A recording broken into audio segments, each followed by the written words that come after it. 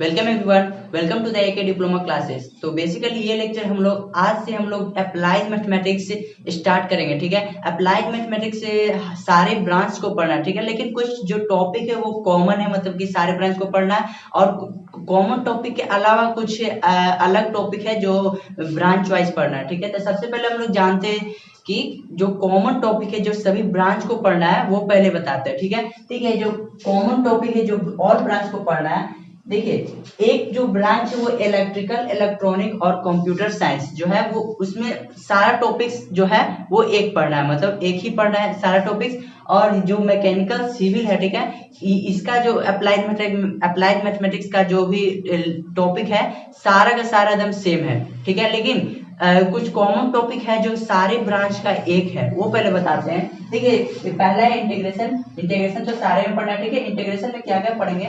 Introduction, पहला introduction.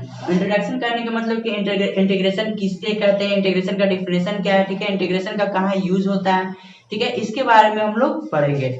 इसके बाद है बेसिक फॉर्मूलाज। ठीक है, इंटीग्रेशन का कुछ बेसिक फॉर्मूलाज होते हैं, उसको हम लोग पढ़ेंगे। ठीक है, उसका क्या क्या फॉर्मूला है, उसको का मतलब कहाँ यूज करेंगे।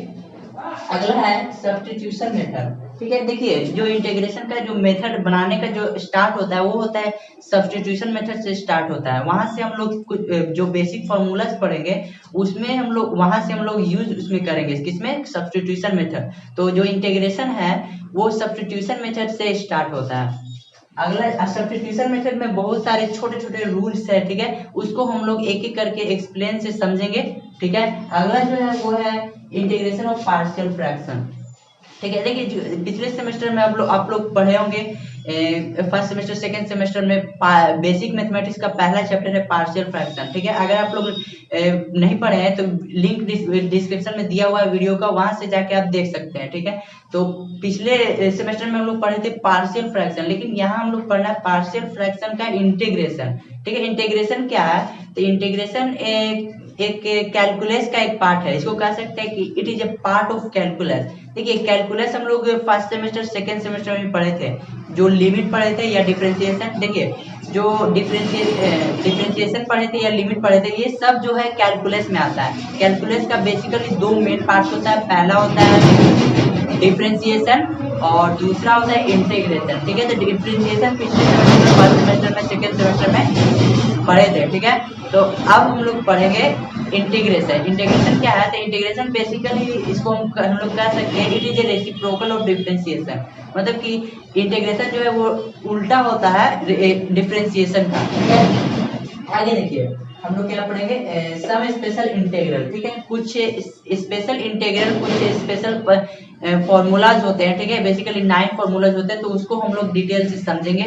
ठीक है, अगला जो है डिफिनेट इंटीग्रल। देखिए, ये जो जितना भी ये टॉपिक दिख रहा है, ठीक है, basic formula, substitution method, integration of partial fraction और सम स्पेशल इंटीग्रल। ठीक है, ये जितना भी है ये सब हम लोग को पढ़ना है इंडिफिनिट इंटीग्रेशन में, मतलब कि इंडिफिनिट इंटीग्रेशन के अंदर ये सब पढ़ना है। ठीक है, और एक जो है वो डिफिनिट इंटीग्रल्स है, डिफिनिट इंटीग्रल्स। ठीक है, डिफिनिट इंटीग्रल्स में हम लोग पढ़ेंगे जब उसको हम लोग डिटेल से समझेंगे। ठीक है, अगला जो है वो एओआई कहने का मतलब कि एप्लीकेशन ऑफ इंटीग्रेशन, क्योंकि चूंकि हम लोग इंजीनियरिंग कर रहे हैं तो जो उसका कहाँ यूज होगा, ठीक है, उसका एप्लीकेशन हम लोग पढ़ेंगे इंटीग्रेशन का। ठीक है, इसमें हम लोग पढ़ेंगे एरिया बाउंडेड रीजन। देखिए, एप्लीकेशन ऑफ इंटीग्रेशन सारे ब्रांच में पढ़ना है, लेकिन जो कॉमन टॉपिक है वो है एरिया बाउंडेड रीजन। ठीक है, और भी कुछ अलग अलग टॉपिक है तो वो दोनों ब्रांच में अलग अलग पढ़ना है, जैसे कि जो मैकेनिकल सिविल को वो अलग थोड़ा पढ़ना है और जो कंप्यूटर साइंस और इलेक्ट्रिकल इलेक्ट्रॉनिक्स है उसको अलग पढ़ना है। ठीक है, अगला है डिफरेंशियल इक्वेशन। देखिए, डिफरेंशियल इक्वेशन भी कैलकुलस का ही एक पार्ट है। ठीक है, कैलकुलस का ही एक पार्ट है, हम लोग पढ़े थे। देखिए, कैलकुलस में क्या क्या आ गया, तो लिमिट आ गया। सबसे पहले हम लोग लिमिट पढ़े थे, लिमिट के बाद हम लोग डिफरेंशिएशन पढ़े थे, डिफरेंशिएशन के बाद हम लोग इंटीग्रेशन पढ़ेंगे। ठीक है, अभी, और इंटीग्रेशन के बाद हम लोग डिफरेंशियल इक्वेशन जो कि एक कैलकुलस का ही एक पार्ट है, ठीक है, तो उसको हम लोग पढ़ेंगे आगे। एनएमसीटी, ठीक है, फर्स्ट सेमेस्टर सेकंड सेमेस्टर में हम लोग पढ़े थे एनएमसीटी, ठीक है। एनएमसीटी में हम लोग देखे थे कि रेगुलर फॉल्सी मेथड, जैकोबिक्स मेथड, ठीक है, Gauss elimination method, bisection method, ये सब के बारे में हम लोग फिर से समझेंगे। वैसे आप लोग समझे हैं तो ठीक, अगर नहीं समझे तो हम लोग फिर से इसको डिटेल से समझाएंगे, ठीक है।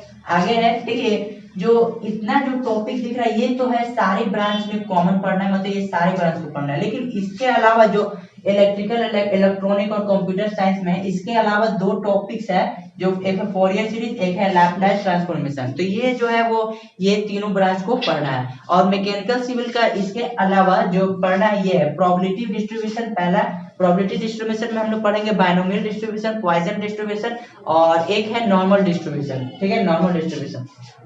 देखिए पिछले सेमेस्टर में हम लोग प्रोबेबिलिटी पढ़े थे, लेकिन यहाँ पर उसका डिस्ट्रीब्यूशन के बारे में पढ़ेंगे, मतलब कि जो, ठीक है, उसके डिस्ट्रीब्यूशन के बारे में पढ़ेंगे कि उसका डिस्ट्रीब्यूशन कैसे होता है। अगला है एओआई। देखिए एप्लीकेशन ऑफ इंटीग्रेशन सारे ब्रांच में पढ़ना है, लेकिन इसका कुछ टॉपिक सिर्फ मैकेनिकल सिविल पढ़ना है और कुछ टॉपिक जो ये तीन ब्रांच है उसमें पढ़ना, ठीक है। अगला जो है डिफरेंशियल इक्वेशन, ठीक है, तो ये हम लोग इसका भी एप्लीकेशन हम लोग देखेंगे। आई होप आपको ये पूरा सिलेबस पूरा कंप्लीट हो गया होगा कि क्या क्या पढ़ना है, ठीक है। आप लोग नोट डाउन कर सकते हैं कि क्या क्या पढ़ना है, ठीक है। और इसके बाद हम लोग समझते हैं कि इंटीग्रेशन का इंट्रोडक्शन देखते हैं, इंटीग्रेशन है क्या, ठीक है। ठीक है, तो अब हम लोग देखते हैं कि इंटीग्रेशन कहते किसको है। इंटीग्रेशन को थोड़ा उसका डेफिनेशन को देखते हैं, ठीक है। देखिए सबसे पहले तो इंटीग्रेशन क्या है, तो it is A part of calculus. तो कैलकुलस क्या है, कैलकुलस पिछले सेमेस्टर में आप लोग पढ़े होंगे कि कैलकुलस का देखो ये एक इस तरह से डिफाइन किया जा सकता है कि the study of change is called calculus. मतलब कि देखिए ये जो दुनिया वो बदलती रहती है, एक मतलब कि हर समय बदलती रहती है, चेंज होती है, तो ये जो चेंज की जो स्टडी है उसे कहते हैं हम लोग कैलकुलस, ठीक है। देखिए कैलकुलस में बहुत सारे टॉपिक्स को हम लोग पढ़ते हैं, जैसे कि लिमिट हो गया, डिफरेंशिएशन हो गया, इंटीग्रेशन हो गया, डिफरेंशियल इक्वेशन हो गया, ठीक है। बहुत सारे टॉपिक्स है, लेकिन इसके जो मेन टॉपिक है वो पहला तो है एक डिफरेंशिएशन, जो कि हम लोग पिछले सेमेस्टर में फर्स्ट सेमेस्टर सेकंड सेमेस्टर में हम लोग पढ़े थे, ठीक है, उसको डिटेल से समझे थे।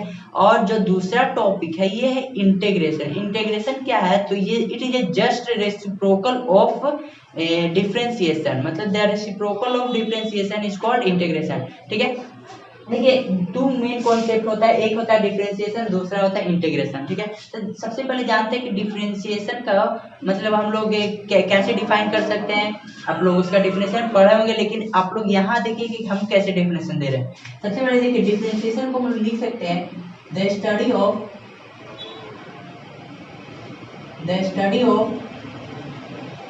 how fast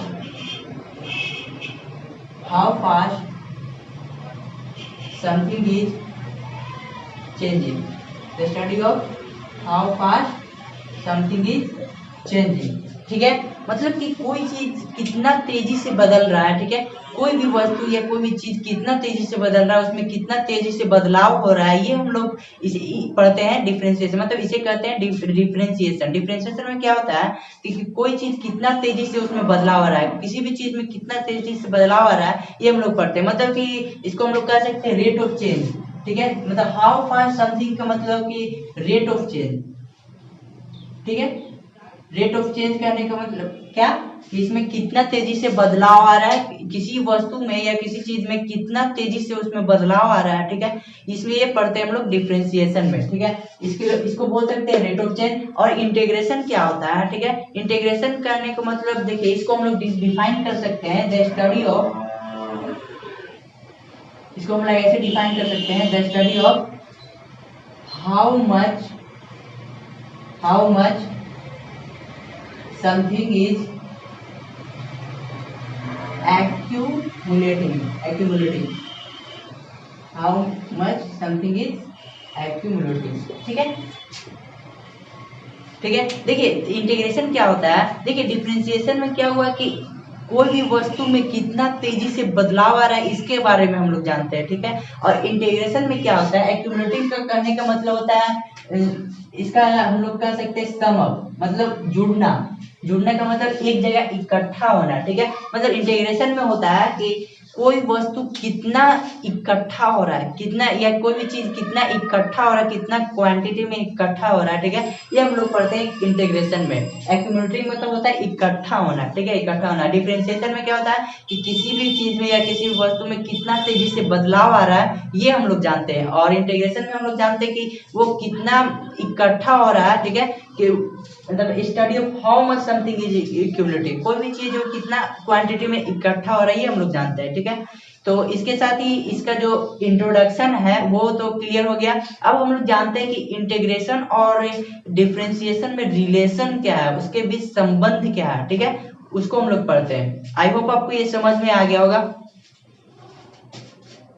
ठीक है। तो अब हम लोग देखते हैं कि इंटीग्रेशन और डिफरेंशिएशन में जो रिलेशन होता है, उसमें उसके बीच जो संबंध होता है, ठीक है, उसको हम लोग समझते हैं। देखिए, इंटीग्रेशन जो होता है उसको हम लोग कह सकते हैं it is just opposite of differentiation, या उसको बोल सकते हैं it is a reciprocal of differentiation, और it is opposite of differentiation, ठीक है। मतलब कि इंटीग्रेशन जो है वो जस्ट ऑपोजिट होता है डिफरेंशिएशन का। कैसे होता है, इसको पहले आप लोग समझ लीजिए कि कैसे होता है, इसको पहले प्रूफ करते हैं। जैसे कि आप एक फंक्शन लिए, ठीक है, आप एक फंक्शन लिए, उस फंक्शन को जब आप इंटीग्रेट कीजिए, डिफरेंशिएट करिएगा, ठीक है, जब आप एक फंक्शन लिए, ठीक है, उस फंक्शन को जब आप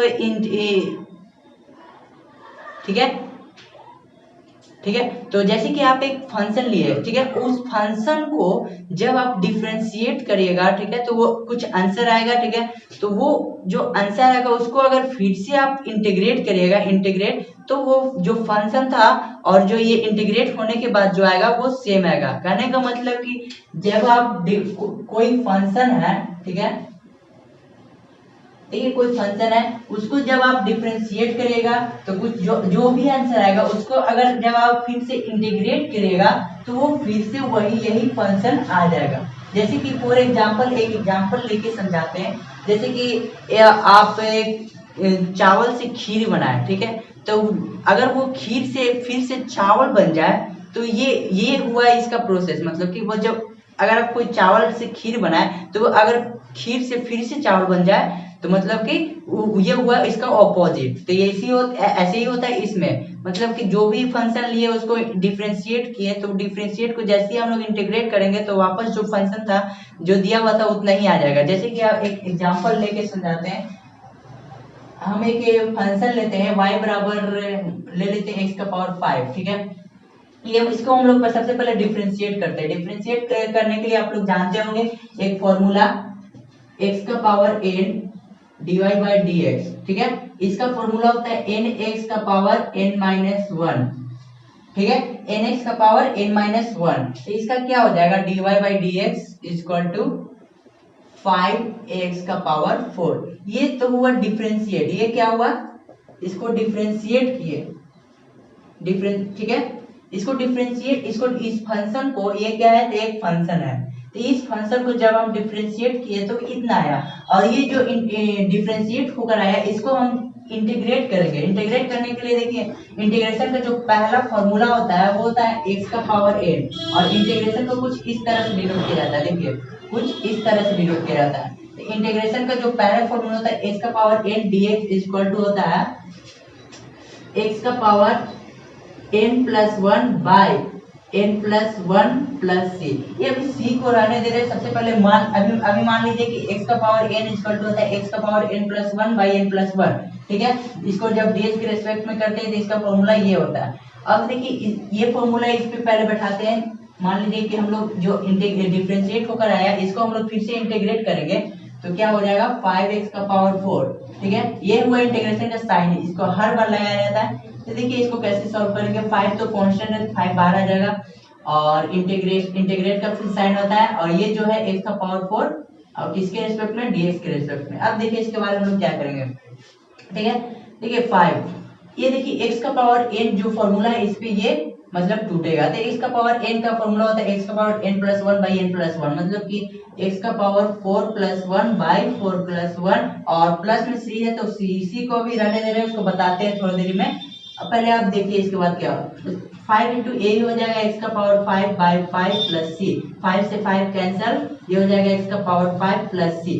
ये देखिए जो x का पावर 5 आया और यहाँ जो फंक्शन था एकदम सेम है, मतलब कि जिस फंक्शन को हम लोग डिफरेंशिएट किए, डिफरेंशिएट करने के बाद जो आंसर आया, ठीक है, उसको अगर हम फिर से इंटीग्रेट करेंगे तो वापस वही फंक्शन आ जाएगा जो हम लोग शुरू में लिए थे, जिसका हम लोग शुरू में डिफरेंशिएट किए थे, वही आ गया, ठीक है।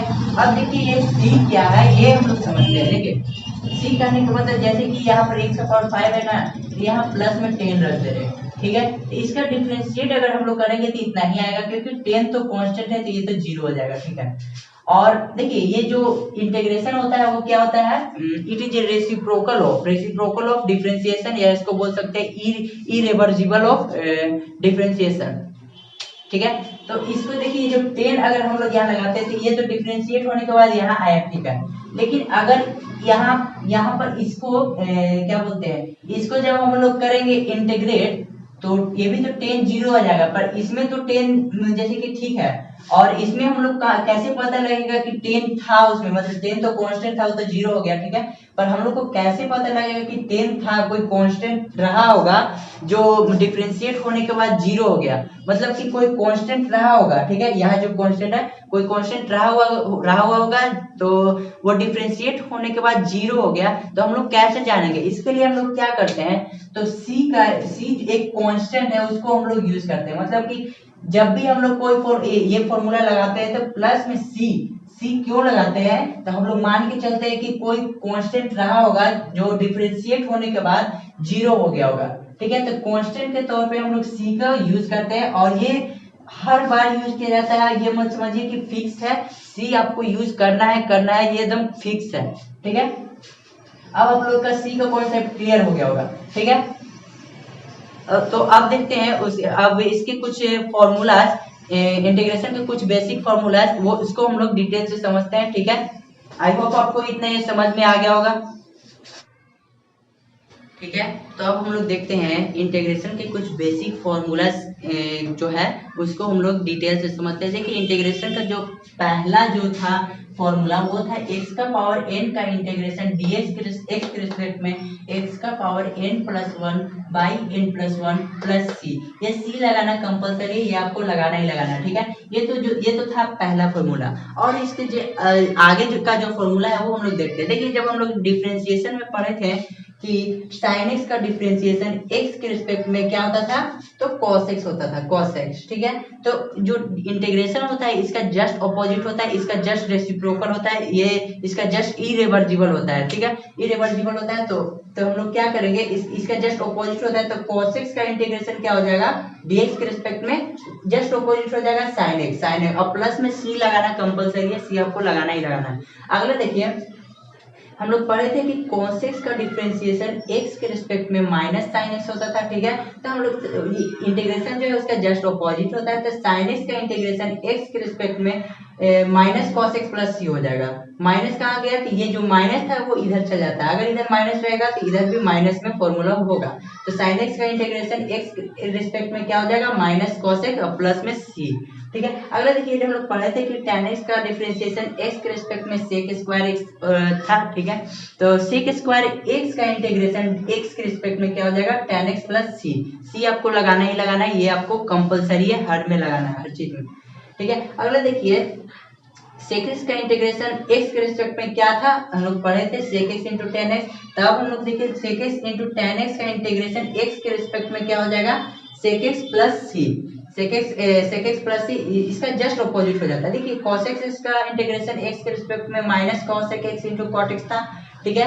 तो अब हम लोग देखिए जो इंटीग्रेशन होता है इसका जस्ट ऑपोजिट होता है, तो cos x into cot x, minus को रहने दे रहे, माइनस नहीं लिया जाता, माइनस जो है वो उधर चल जाता है, ठीक है। तो cos x into cot x का इंटीग्रेशन x के रिस्पेक्ट में क्या हो जाएगा, तो माइनस cos x और प्लस में c, प्लस आपको लगाना ही लगाना है। अगर देखिए जो cot x का डिफरेंशिएशन हम लोग करते थे तो उसका x के रिस्पेक्ट में जो फॉर्मूला था वो था minus cos x square x, तो cos x स्क्वायर x का इंटीग्रेशन का फॉर्मूला हो जाएगा ds के रिस्पेक्ट में, तो माइनस इधर चल जाएगा, तो माइनस cot x और प्लस में c, ठीक है। और अब c तो आपको पता है कि कांस्टेंट के तौर पे हम लोग लगाते हैं c को। अभी फिर से देखिए जैसे कि आपको कोई फंक्शन लिया y इक्वल टू x का पावर 5, ठीक है। तो इसको जब हम लोग डिफरेंशिएट करेंगे तो ये हो जाएगा कितना, ये हो जाएगा 5a का पावर 4। ठीक है, ये तो ठीक है। इसको हम लोग डिफरेंशिएट किए तो इतना आया, इसको हम लोग इंटीग्रेट करेंगे तो ये दोबारा इतना ही आ जाएगा ये फंक्शन। ठीक है, लेकिन अगर यहाँ पर हम लोग 10 करते हैं, ठीक है, तो 10 इसका डिफरेंशिएट करेंगे तो इतना ही आएगा। ठीक है, लेकिन जब हम इसको इंटीग्रेट करेंगे तो हमको सिर्फ ये आएगा इसका पावर 5। 10 तो नहीं आएगा क्योंकि ये तो डिफरेंशिएट होने के बाद 0 हो गया, तो इसको हम जब इंटीग्रेट करेंगे तो इतना सिर्फ आएगा, ये नहीं आएगा। तो इसको हम लोग शो करने के लिए हम लोग क्या करते हैं, सी एक कांस्टेंट के तौर पर यूज करते हैं। सी को हम लोग कांस्टेंट के तौर पर यूज करते हैं। हम लोग मान के चलते हैं कि कोई कांस्टेंट रहा होगा जो डिफरेंशिएट होने के बाद 0 हो गया। ठीक है, और उसको शो करने के लिए हम लोग क्या करते हैं, इंटीग्रेशन में कोई भी फॉर्मूला यूज करते हैं तो प्लस में सी जरूर लगाते हैं, ये लगाना कंपलसरी है, उसको कांस्टेंट के तौर पर लगाते हैं। ठीक है, तो अगला फॉर्मूला हम लोग देखते हैं। ठीक है, तो अगला फॉर्मूला देखिए, हम लोग पढ़े थे कि d/dx ex का डिफरेंशिएशन। ठीक है, e का पावर x का डिफरेंशिएशन हम लोग पढ़े थे, क्या था, तो इसका जो डिफरेंशिएशन होता है वही होता है, मतलब जो है e का पावर x ही होता था। ठीक है, तो इसका जब हम लोग इंटीग्रेशन फॉर्मूला बनाएंगे तो कैसे बनाएंगे, तो इंटीग्रेशन ex का dx के रिस्पेक्ट में क्या हो जाएगा, तो जो डिफरेंशिएशन में था वही रहेगा। ठीक है, तो जो ये था ये यही रहेगा, e का पावर x और प्लस में c लगाना है तो कंपलसरी है। ठीक है, एक और फॉर्मूला था d/dx log x। ठीक है, d/dx मतलब कि log x का डिफरेंशिएशन x के रिस्पेक्ट में आप लोग पढ़े होंगे, डिफरेंशिएशन में 1/x होता था। ठीक है, तो अब हम लोग जो इंटीग्रेशन का फॉर्मूला देख रहे हैं तो ये इसका जस्ट अपोजिट हो जाता है, तो ये हो जाएगा 1/x का इंटीग्रेशन x के रिस्पेक्ट में हो जाएगा log x प्लस सी लगाना आप लोग को कंपलसरी है। अगला जो फॉर्मूला था d/dx, ये था a का पावर x। ठीक है, a का पावर x का डिफरेंशिएशन x के रिस्पेक्ट में होता था, आप लोग पढ़े होंगे a का power x into log x। ठीक है, तो अब हम लोग इसका इंटीग्रेशन फॉर्मूला इसी से निकालते हैं क्योंकि इसका जस्ट अपोजिट होता है, तो हम लोग निकालेंगे a का पावर x, इसमें log a नहीं ले रहे हैं। ठीक है, a का पावर x का इंटीग्रेशन dx के रिस्पेक्ट में क्या हो जाएगा, तो a का power x by log a हो जाएगा। ठीक है, अब आप लोग साइन इनवर्स का फॉर्मूला पढ़े होंगे, इनवर्स। ठीक है, इनवर्स में आप लोग पढ़े होंगे कि डिफरेंशिएशन में बोल रहे हैं d/dx साइन इनवर्स x का फॉर्मूला आप लोग देखे थे कि साइन इनवर्स x का फॉर्मूला x के रिस्पेक्ट में होता था 1/√1 - x²। ठीक है, तो ऐसे इसी से हम लोग इंटीग्रेशन का फॉर्मूला निकालेंगे, तो ये हो जाएगा इंटीग्रेशन 1/√1 - x² का इंटीग्रेशन x के रिस्पेक्ट में क्या हो जाएगा, तो sine inverse x plus sine inverse x plus c। ठीक है, वैसे ही जितना भी इनवर्स का फॉर्मूला है, जैसे कि एक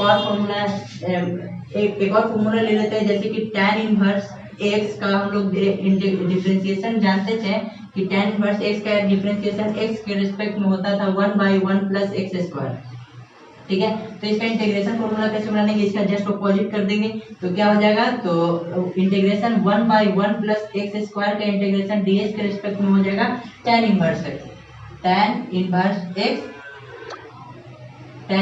x और प्लस में सी लगाना कंपलसरी है। ऐसे ही जितना भी फॉर्मूला आप लोग डिफरेंशिएशन में पढ़े थे, ठीक है, उसको सिर्फ इन्वर्स कर देना है और प्लस में सी लगा देना है, तो आपका ये फॉर्मूला बन जाएगा इंटीग्रेशन का। इंटीग्रेशन का फॉर्मूला आपको क्लियर हो गया होगा, जो भी बेसिक फॉर्मूला था, ठीक है, उसको वो क्लियर हो गया होगा। तो अगले जो नेक्स्ट लेक्चर होगा उसमें हम लोग पढ़ेंगे इंटीग्रेशन का जो बेसिक फॉर्मूलाज पढ़े उसको हम लोग यूज करें, कहाँ कैसे करेंगे, ठीक है, उसको कैसे बनाएंगे, उसको कैसे अप्लाई करेंगे, वो सब हम लोग जानेंगे। ठीक है, तो मिलते हैं नेक्स्ट लेक्चर में। Thank you friends.